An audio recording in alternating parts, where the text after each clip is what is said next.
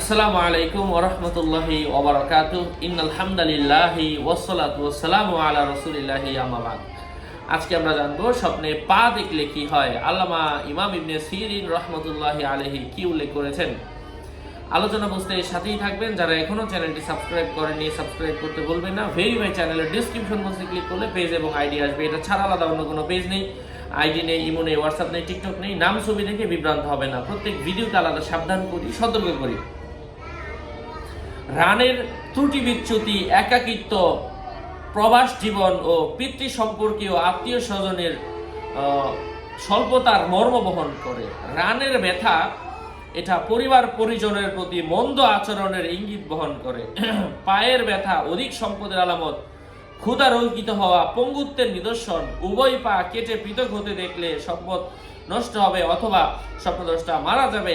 এক পা কাটা দেখলে অর্ধেক সম্পদ নষ্ট হবে না, অকর্মণ্য হবে বা শক্তি শেষ হয়ে যাবে বা কলাকৌশল ব্যর্থ হবে।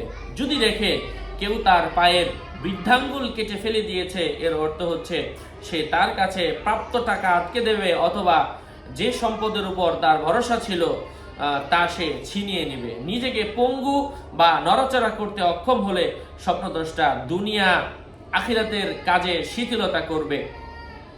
পেটের উপর ভর দিয়ে চলতে দেখলে তার রোগব্যাধি দেখা দিবে, যার কারণে সে কাজে অক্ষম হবে এবং সম্পদ খরচ করতে বাধ্য হবে এবং অবশেষে গরিব হবে।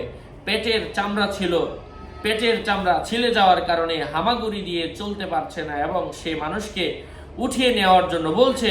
সে গরিব হলে মানুষের কাছে টাকা পয়সা চাইতে থাকবে।